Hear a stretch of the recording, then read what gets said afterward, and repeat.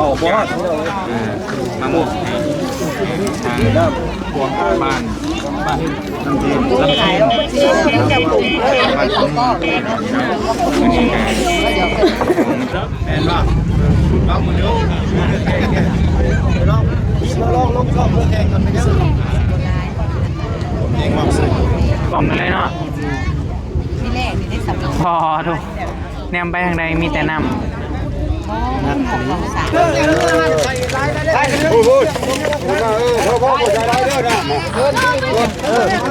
นี่เขามาจู้กันเลยนี่พ่อเลยถอยออกเอาตัวใหม่ก่อนโอเคพอแล้วยังมีเนื้อ2 ลำเต็มนี่นะเต็มเลยนี่แม่นน้ำแบบโคตรแห้งเลยเด้คือน้ำนี้จะผัดลงไปเลยนี่อุ้ยตะยานแห้งเลยนี่คือน้ำแห้งจะผัดลงไปเลยโอเคตอนนี้แมนบาร์บี้ลองลงมาหนังตัวจริงแล้วโอ้แบบโคตรเซียวเลยนี่มันจะเป็นแบบมันแบบเลียน้ำไปเลยนะถ้าว่าเฮาบรรทุกคลองหนักๆกับแบบมันยังเลยอีกน้อยนึง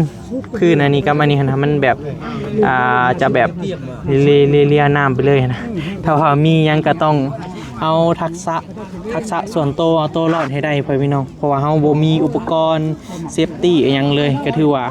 ไอ้เพิ่นก็เก่งได้เพราะว่าอยู่ที่เฮือพ่อพี่น้องเป็นเมื่อกี้มีไอ้พี่จ้าเพิ่นจะขามไปเบิ่งสภาพตัวจริงอยู่พุ่นแหละแต่ว่าบอบบี้คือสิบ่กล้าแหละโอเคก็ถือว่าประมาณนี้แหละ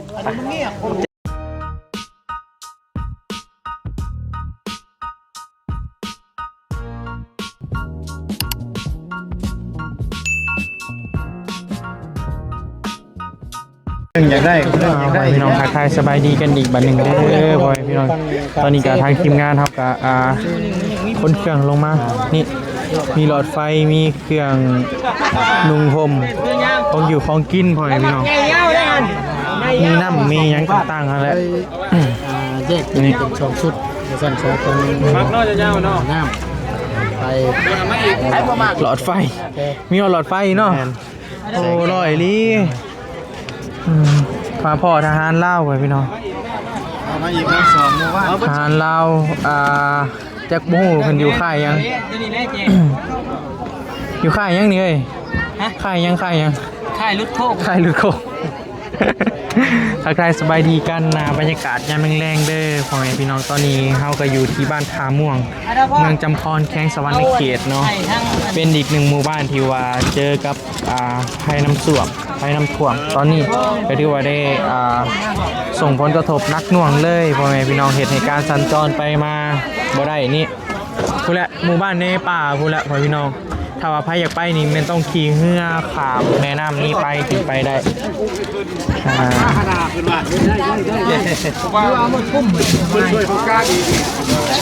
ตัวทีมงานเขาก็มีหลอดไฟเลยค่ะมีน้ำมีเข่ามียังไงแหละเสื้อผ้าไปพี่น้องหลายอย่างอยู่มาสวยเรือมันพี่เวียกเลยไปใช้น้ำแวซ่ามาเด้ออันนี้คือบรรยากาศตัวทุกคนมาเตาโฮมเนาะไปพี่น้องตอนนี้เพื่อนกำลังเก็บภาพถ่ายรูปไว้เป็นที่ระลึกนี่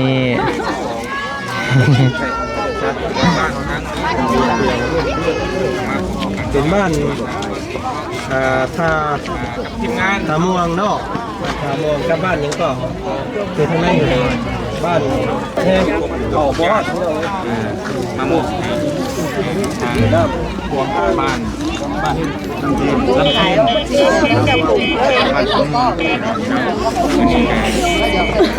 คิดน้ำใจนี่กันเป็นทางที่กินเองน่าจะเป็นของไทยนั่นเองแล้วก็ทั้งหมดเตียงเนี่ยกับทั้งเก็บที่เป็นขาดมากเป็นกระดูกทางการนั่งเดินการจัดการเด้งปันน้ำควร ใจถึงกลายเป็นใจเนาะมาช่วยกันเด็กๆน้อยๆอันนี้ก็คือบ้านเมืองเขาอีกใกล้ๆกันติดกันตะเกียงอยู่เมืองอุทุมพรนี่ก็เมืองจำพรเนาะช่วยกัน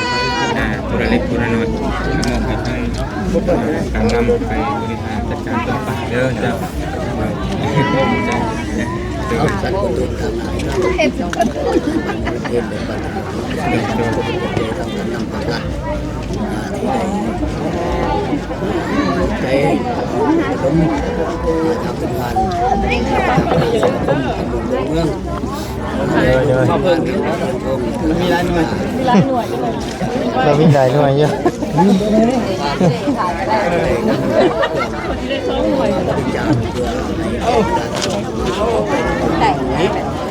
สั้นๆตามลายทางวิทย์ด้านตรงนี้จะเป็นบ้านชนบ้านลำที่ในทางเมืองแสดงความเคารพตกใจเป็นอย่างสูงตามพัฒนารัฐเป็นได้ตัวรุ่นโดยคณะมาจากวันทหารไปต่ออะไรเป็นได้ทีมโตถึงพวกทานสมทบในแก่บรรดาพี่น้องของเราได้นำเป็นครั้งนี้ในท้ายชุดนี้ทางเราได้ตัวเป็นกำลังได้พรช่วยเด้อจะได้ยินเอาคนการ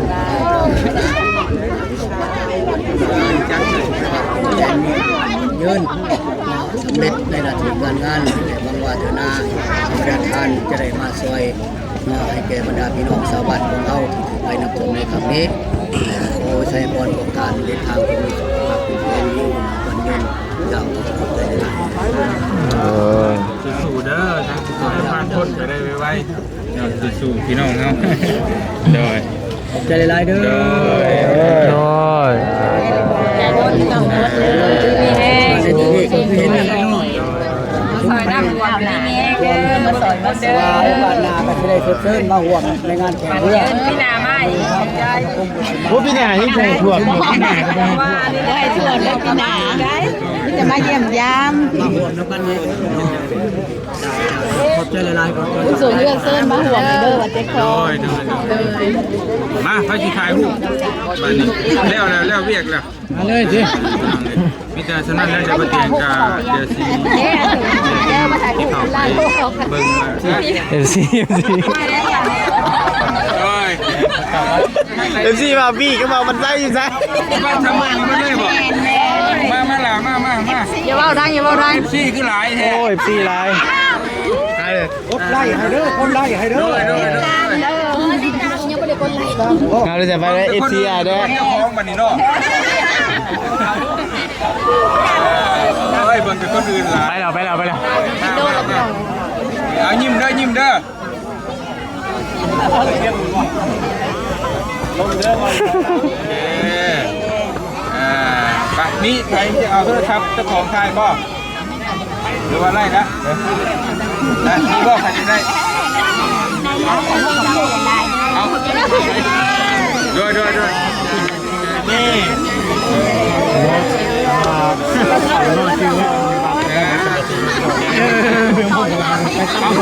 ทำนี้ก็มาพี่ก็ได้นี่ไปแล้วมันเอาใจแหละมาหมู่บ้านเป็นไงบ้างเก๊ยังบ่ได้ล่องเลยแค่มามอบที่ซื้อนี่เพิ่งล่องอีกต้องกลับพูดเลยสู้ยิ้มเลยโอ้ไปไกลเติมเนาะกำลังบินโดนเลยเนาะ100 เมตรนะเห็นบ่นี่คือบ้านโคตรถ่วงไปเลยบ้านเลยเรือลำยาวบ้านใช่ไม่รับเลยพัฒนาคนสูงเรื่องนี้สูงมากกว่าแค่บอมเรื่องนี้ดิได้บัวหาเลยไปเลยเนาะเดี๋ยวนี่อันหมู่บ้านเขาถ่วงนี่ใช่600 แสดงว่าเขาขาดไปเขาต้องในย่างไปอีกมาใกล้ๆเลยทิ้งหน้าไปเลยแบบ ใช่ก็ได้เด็กโดนใจอันที่ว่าเนี่ยว่าเราสิขาวเราสิขาวเราสิขาว อันของเนาะ นั่นว่า ได้ก็จะเป็นตัวเปิดเลยวะ ได้เขาจะเปิดก่อนนั่นแหละนี่ยังทุกชาเคยได้เดือนอะไรได้ฝ่ายลูกฝั่งเมียฝ่ายลำเดือด ผมก็เลยตีคือได้เท้า มีอยู่ตั้งปี ยังแม่นเลยนี่600 700โอนไปในไกลเนาะ เดี๋ยวเราไปโดนถล่มเนี่ยกัน เอาลงไปหยอกเขาเจ้าเลย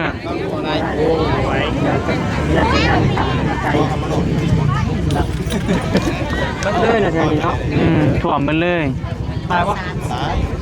ตายแล้วผัดข้าวแจนะ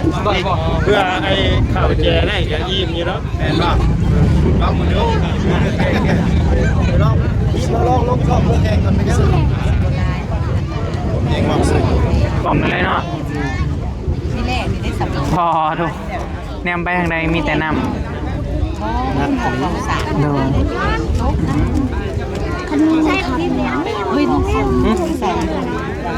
น700 แมท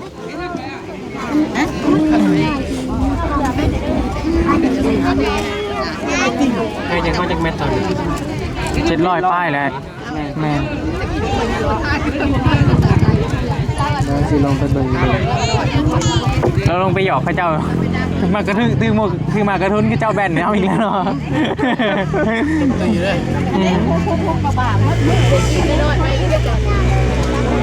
โอ้น้ำบ่เห็นแล้วคะแนนมันตกนี่นะมาจากแนวน้ำแหละ ปล่อยเคยย่างหาของบ่เตียงเลยเดือนหนึ่ง โดนเดียวเป็นอะไร ย่างบนป้านั้นเมื่อปัจจุบัน เห็นบ่แหละ เห็นอยู่ป้าหลอนนะเอาจะว่าเห็นมาจาก กลับมา อ๋อมันทิมขามหูเลยเนาะเจ๊เครื่องเลยชิบอยู่แบบคนเบิดปากเจ็บร้อยมาพัดไอ้วันสัญญาณกูมาบาด เนี่ยมันได้อยู่นี่มันกลับมาดื่มน้ำมาแล้วพวกมาแล้วตั้งกล้องไว้ถ่ายรถตั้งกล้องไว้ถ่ายรถเอาไง มันตกเอาสอดวะ เอารถเลยเหมือนจะเอาก้อนอิฐแทนมามีลำเดียวหนึ่งกะน้อยหนึ่งกะ นี่อย่างได้ยังข่างได้ไปอีก มีเนี่ยเทียบโดนแบบว่าเขานั่ง เพราะอะไรยัดเด็กน้อยแล้วนี่กระตุนเนี่ยมึงเลยเนาะเม็ดลงหรือโมเองแหละตายเลยดิ อันอยู่ได้ โอ้ย เด้มา400 เมตรใกล้สิฮอดแล้ว ไอ้ไว้อยู่ใช่ บางทียีนี่ยาพอดไปได้ไหน เหลือประมาณ100คนแรกยังเห็น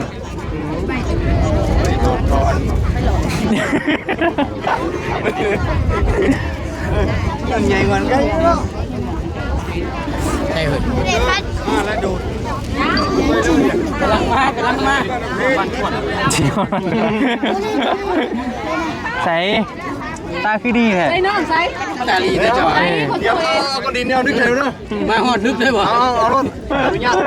อายุเกือบใหญ่แสนนึงเอาดีเลย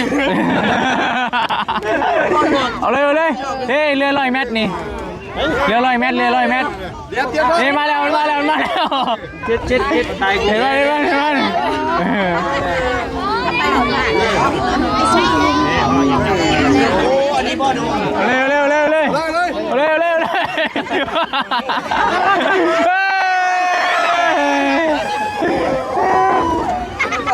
มาเนี่ยมึงมาแล้ว เติมหนึ่งนะ มันลงน้ำด้วยได้ปะ จะลอยน้ำได้ไหม เอามาแล้วเอาไหมมีโต๊ะกะลีนี่ไปยังเกือบเนาะ ลอยน้ำไปเปิดได้ ร้อยได้แต่ทั้งผ้าหมดที่ร้อยน้ำก็จะกว่าได้ลองแล้วจ้ะ ไปพี่น้องโอ้นำลายนี่ไปแม่ยาวสีขามบ่ จังไรได้ ฮะสีขามบ่เข้าไปบ่ฮะ จะไปบ่ จะไปก่อนแล้วสินำไป เจ้าก็กล้าไปรีบ่แล้ววะแท้ จะกล้าป่ะล่ะ เฮาบ่กล้าเอาจะกล้าบ่ เจ้าบ่กล้าเพิ่นก็กล้า เพราะว่ายังสิขามไปอีกบ่นี่ขามบ่เพราะว่าขันไปนำกันหลายๆคนขักอยู่แต่ว่าเฮือนี่แหละนาทีมันต้องมีเสือนะเนาะเป็นมีเสือนะขักอยู่อันตรายอยู่ได้พอพี่น้อง อันตรายเลย มันเลย บางกันก็กินกันเพิ่นไปพุ่งแต่ว่าเรื่องอันตรายเลย สุดแล้วมันน้ำมันแห้ง เป็นยังมาทวน อู้เป็นยังมาแกไม่รอดแน่ บรรยากาศพี่น้องแล้วจึงว่ากันเด้อพ่อพี่น้องเด้อว่ามาลุ้นกันว่าสิได้ขามไปบ่หรือว่าแนวใดเนาะแต่ที่แน่ๆนี่เครื่องยังแม่นเฮามอบเรียบร้อยแล้ว ได้ คือว่าแล้วการมอบเครื่องมอบของเฮาตอนนี้แม่ยังบ่ฮู้ว่าสิได้ขามบ่แต่ก็ ไป แต่ว่านี่ต้องได้นั่งเรือนี่ไปต้องได้นั่งเรือนี่แหละสิไปบ่ ไป พอแท้บ่นี่ตอนนี้เพิ่นกำลังสิเอาเรือขึ้นมาคนเครื่องคนคลองอหยังต่างๆนั่นแหละพี่น้องจะคนใส่เรือนี่ไปจะลำเลียงใส่เรือนี่ไปนี่เรือนี่ก็จะมีนี่ประมาณนี้ เสียวอยู่แต่ว่าคนที่ว่าเพิ่นเคยไปเลยก็จะธรรมดาแต่ว่าคันเฮาบ่เคยนี่ก็โอ้อยากว่านักอยู่เด้นี่มันแบบมันมินๆเลยนะน้อยเดียวก็จมน้ำแล้วจะมีเป็นเรือพายเด้อพี่น้องเป็นเรือพายจะแบบใส่คนพายไปนี่แหละจะใส่คนพายไปตะย่านอยู่ได้พอบีบกล้าขี่ถ้าเป็นเรือแบบเรือใหญ่ๆยังก็น่าจะกล้าอยู่เพราะว่าน้ำกระแสน้ำนี่โอ้ยแห้งร้ายพ่อพี่น้องนี่ง่ายๆเพิ่นแบบเคยไปคู่มือแล้วกันมันก็เป็นเรื่องธรรมดาจะลำเลียงมันห่วยว่านี่ไงห่วป่ะต้องได้ซาน้ำหมอกเนาะ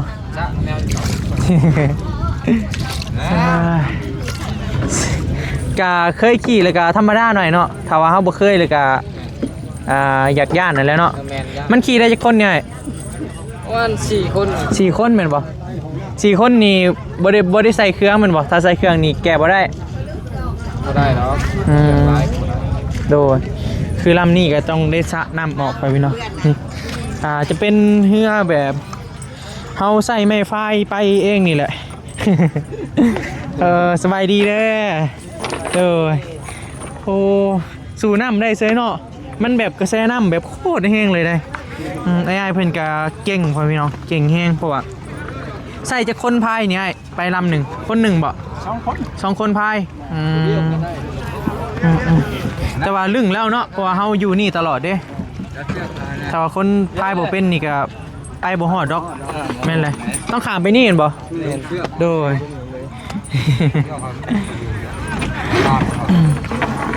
ตอนนี้แม่นกำลังจะลำเลียงเรือไปหับเครื่องเกียมข้ามไปฝากนั่นเนาะฝากน่ะก็จะมีคนพาหับเอาแม่นบ่จะซอยกันประมาณนี้แหละพ่อพี่น้องอันนี้แมนเพิ่นจะผูกไว้ติดต่อพังถ้าว่าบ่ผูกก็มันจะไหลไปน้ำอันนี้เป็นเสือกหรือว่าเป็นโส ตอนนี้กำลังพากันคนลงนี่แหละนี่จะคนใส่เรือไปประมาณนี้พ่อพี่น้องคนนำคนคงอยู่คงกินเสบียงอาหารต่างแมนจะใส่แบบเรือนี้นี่พอเขาใส่ไปแล้วก็น้ำหนักมันก็จะจมลงนี่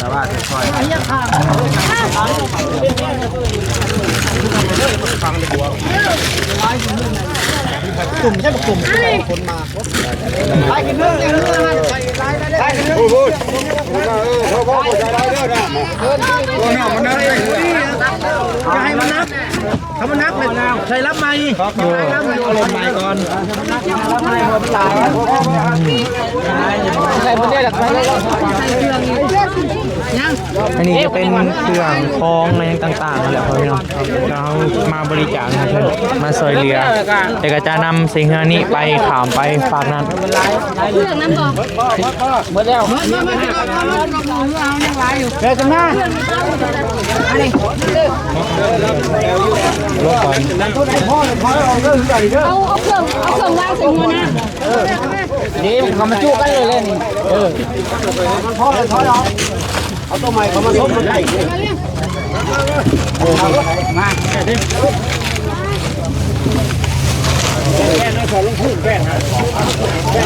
คุยนี่จะมีนำกันรถ1 2 3 4 5 6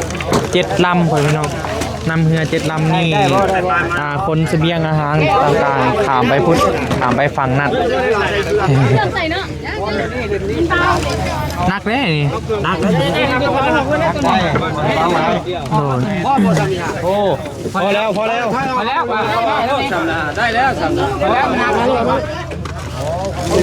นี่จะเป็นเครื่องของนักแล้วตัวนี้จะไล่ไปเลยคณะมันกะวานอะไรเด้อไปทางหน้าถ้าว่าลำใดเต็มเลยก็จะนำเรือขามไปนี่จะเป็นจะมีเสื้อผ้ามีน้ำพี่น้องอาหารการอยู่การกินเครื่องนุ่งห่มต่างๆนั่นแหละที่จะนำไปช่วยเหลือผู้ที่ว่าประสบภัยน้ำท่วมอยู่ทางฝากนั้นตัวน่าจะเป็นเกาะหรือเป็นอีกหนึ่งหมู่บ้านกินีไซโดนบินไปก็ถือว่าน้ำท่วมแบบนักหน่วงเลยเนี่ยไปทางใดก็มีแต่น้ำพี่น้องนักเติบแล้วนี่เนาะ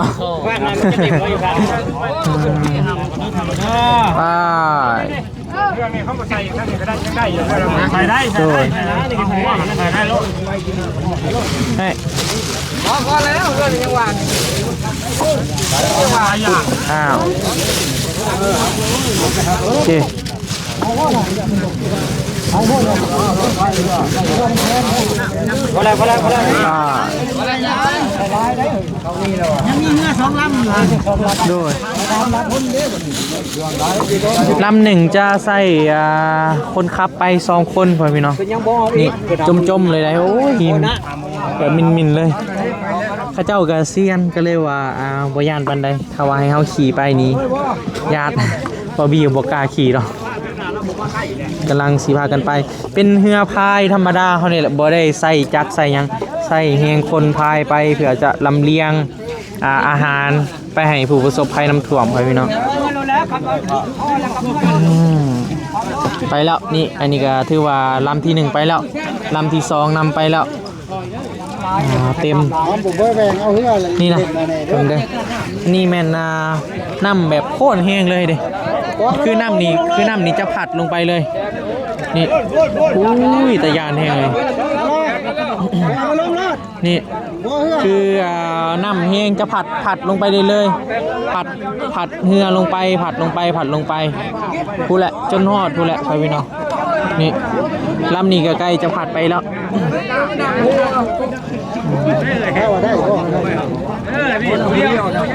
นี่ผู้นี้ไปแล้วผู้นี้ผู้เดียวพ่อไหนลงไปเขาก็ไปผู้นี้2 3 วันนี่เขาไปอยู่แค่นี้เขาเขาได้ไหมผมเขาว่าต้นขึ้นมาบ่ฮู้ว่าให้เพิ่นสิขามมาแบบใดอันนี้จะเป็นอีก1 ลำกำลังเตรียมที่จะมาใส่เสบียงอาหารต่างๆนี่คือผู้คนเพิ่นก็สามัคคีกันพ่อพี่น้องซอยกันคนละไม้คนละมือผู้หนึ่งซอยนำไปผู้หนึ่งซอยคนลาวซอยกันพ่อแม่พี่น้องพูดนะตอนนี้แม่นฮอดพูดแล้วไอ้ลำที่1แม่นคือว่าถึงน้ำผัดไปโอ้ไกลเติบเลยนะลำ2ลำ3 3 ลำแล้วไปนำกันนี่ประมาณนี้กระแสน้ำแมนโอ้ค่อนข้างว่าแห้งเลยแห้งลายได้กระแสน้ำนี่น้ำแบบโคตรแห้งเลยพี่น้องเขากล้าสร้างเข่าเลยเขาสิลงพุทธกูแล้วจะไปลองเอาบรรยากาศแคมซีในนั้นก็จะมีดอกไฟมีอะไรต่างๆพี่น้องที่ว่าทีมงานเรานำมามีดอกไฟมีเสื้อผ้าเครื่องนุ่งห่มอะไรต่างๆนั่นแหละที่ว่ามันจำเป็นใส่ในการดำรงชีวิตนั่นแหละพี่น้องดอกไฟนี่ก็ จำเป็นรายได้เพราะว่ามันในแสงสว่างดิ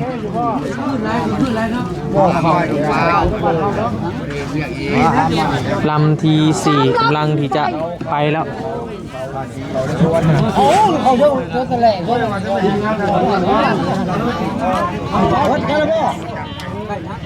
ตอนนี้ลำที่ 4กำลังเตรียมที่จะเคลื่อนย้ายไปแล้วก็จะมีเรือจักรอีกลำหนึ่งอันนี้มันจะเป็นเรือจัก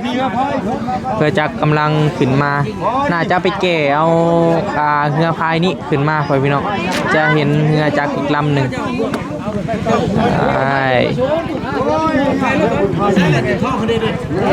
ไปแล้วนี่ลำที่ไปแล้วบายอันนี้แมนจะมีเรือจักร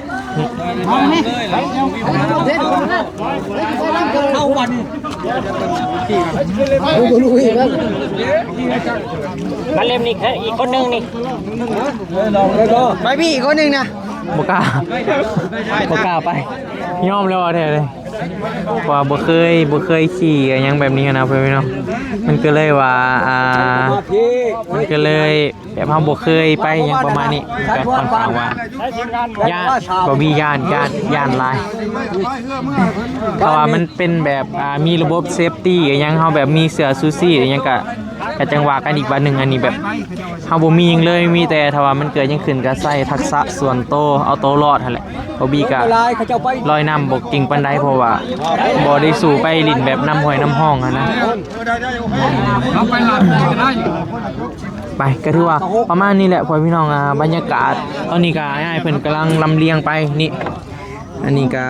เป็นอีกลำหนึ่งตัวนี้น่าจะคนบางทีก็ลูกพี่น่าจะขามไปพวกก็ถือว่าเพิ่นก็เก่งหลายได้เก่งหลายเพราะว่ากระแสน้ำแบบมันโคตรแห้งเลยนะมันแห้งเลยกับแบบมันพัดแบบมันไปเลยนำคันก็ได้บอลลูกเชียร์แฟนการให้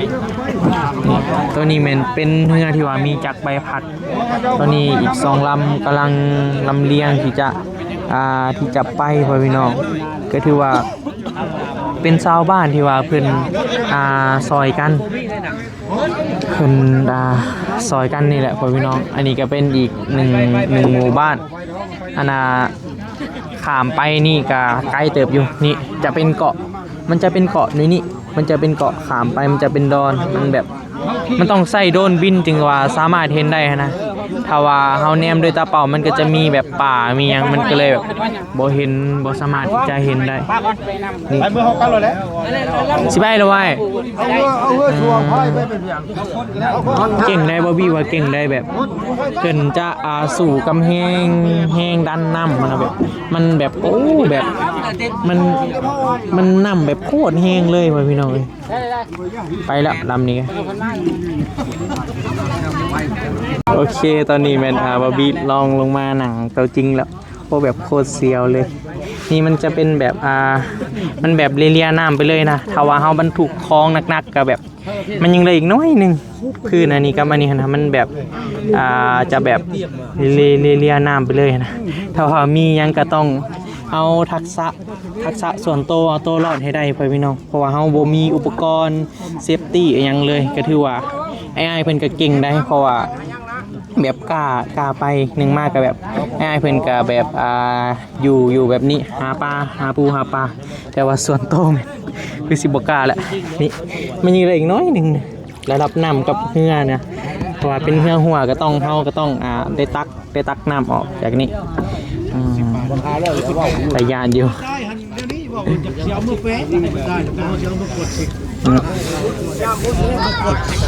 นี่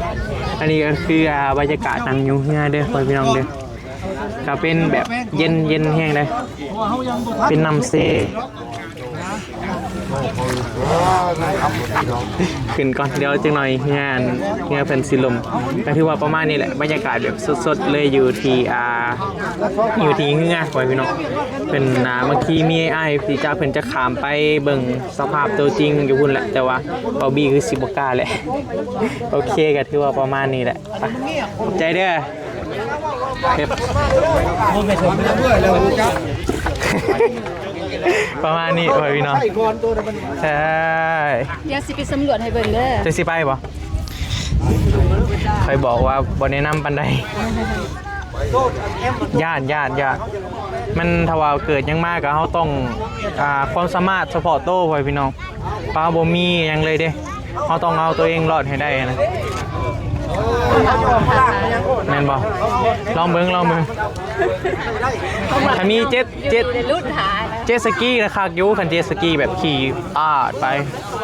เจ็ตสกีนี่จะสู่น้ำได้เพราะว่าถ้าเป็นแบบนี้ก็นี่แหละถึงน้ำพัดไปคือแบบกินนี่ก็ตกแบบปักใกล้ๆนี่โอเคพ่อพี่น้องเดี๋ยวได้ก็จึงสิอัปเดตให้เบิ่งอีกบ้านหนึ่งเด้อพ่อพี่น้องสำหรับคลิปนี้ก็ประมาณนี้แหละเนาะพามาเบิ่งสภาพอากาศแบบสดๆเลยถ่ายแบบสดๆเลยพ่อพี่น้องก็ที่ว่าตอนนี้เครื่องของที่ว่าเฮาเก็บมาก็ถูกลำเลียงไปอยู่ที่จุดที่ว่าผู้ที่เพิ่นประสบภัยในตอนนี้แหละพ่อพี่น้องก็ถือว่าถูกลำเลียงไปแล้วแล้วจึงว่ากันอีกบ้านหนึ่งสำหรับคลิปนี้ลำลาเลยเด้อพ่อแม่พี่น้องจังได้ก็ขอบคุณหลายๆเนาะที่ว่าติดตามรายการให้กำลังใจบอบบี้โดยตลอดมาสำหรับคลิปนี้สบายดีเด้อ